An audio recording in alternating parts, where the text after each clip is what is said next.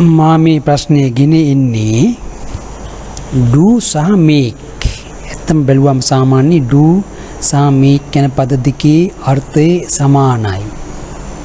ඇත්තෙන්ම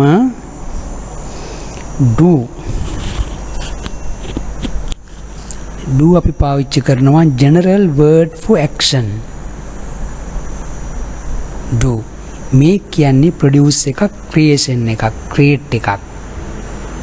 කිරීම සඳහා තමයි make පාවිච්චි කරන්නේ. do general word එකක් තමයි action එකට, ක්‍රියාවකට පාවිච්චි කරන general word එකක් තමයි do කියන්නේ.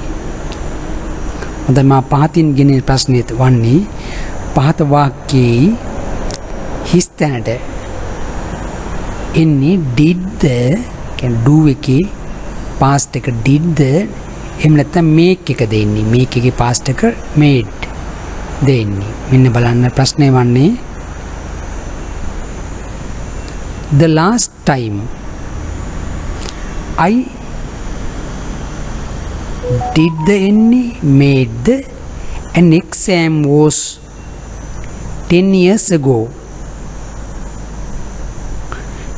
The last time I histanak an exam was 10 years ago. මෙතන හිස්තැනට එන්නේ did the made the. මෙතන හිස්තැනට එන පදේ වන්නේ did. නිවැරදි පිළිතුර වන්නේ did.